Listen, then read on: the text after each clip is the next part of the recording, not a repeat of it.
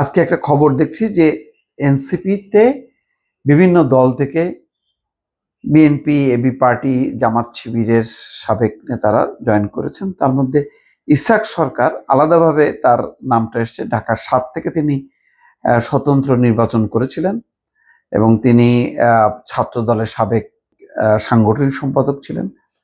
দল বড় করার জন্য রুমিন ফারহানা সাথে তারা যোগাযোগ করেছে।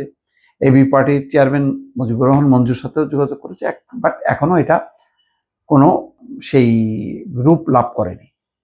এখন প্রশ্ন হচ্ছে, এনসিপি দল বড় করছে কেন, বড় করতে হচ্ছে কেন, এনসিপির ঘাটতিটা কোথায়?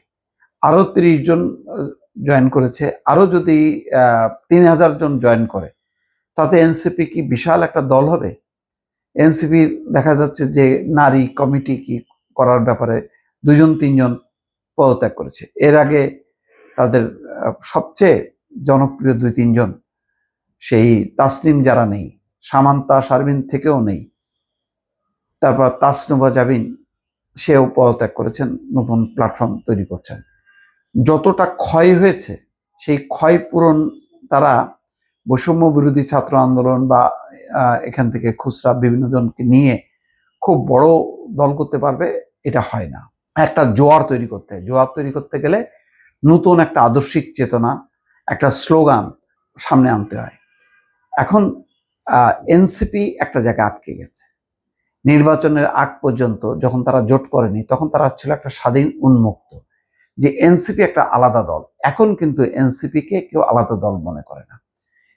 জামাত এনসিপি এক করে দেখা হয়, কারণ সংসদের ডেপুটি চিফ হুইপ, বিরোধী দলের চিফ হুইপ, এই পদটায় নাহিদ ইসলাম আছেন, যিনি এনসিপির আহ্বায়ক। তো বিরোধী দল মানে তো এটা হলো জামাত ইসলাম। তো জামাত ইসলাম হচ্ছে যদি বিরোধী দল হয়, সেখানে তার কোনো জোট বিরোধী দল হয় না, বিরোধী দল হয় একটা সিঙ্গেল পার্টি।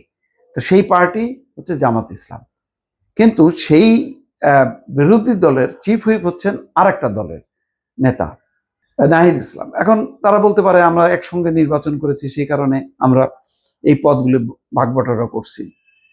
তো এটা করতে যেটা হয়েছে যে অনেক বিষয়ে তাদেরকে জড়ায় থাকতে হবে জামাতের সঙ্গে। আর জামাতের সঙ্গে যদি জড়ায় থাকে তাহলে জামাতের তো কিছু ঐতিহাসিক দায় আছে ৭১-এর মুক্তিযুদ্ধ নিয়ে। তাহলে এই দায় নিয়ে এনসিপি বহন করবে। আবার সে একটা তারুণ্যের জোয়ার, তারুণ্যের একটি উন্মেষ ঘটাবে তার দলের মধ্য দিয়ে, শত শত হাজার হাজার তরুণরা ছুটে আসবে আবারও। এইটা সম্ভবত স্ববিরোধিতা। এই কারণে আরো অনেককে যোগ দিতে পারে, কিন্তু এনসিপি যদি নিজে মুক্ত না হয়, নিজে স্বাধীন হবার চেষ্টা না করে, তাহলে পরিণতি কিন্তু সেই জাতীয় পার্টির মতনই হবে। এটা আমার শঙ্কা। এই শঙ্কাটা যদি সত্য না হয় খুশি হব। আমরা তো চাই একটা তারুণ্যের একটা শক্তি আসুক, স্বাধীন নিরপেক্ষভাবে প্রচলিত ধারার রাজনীতির বাইরে একটা শক্তি গড়ে উঠুক।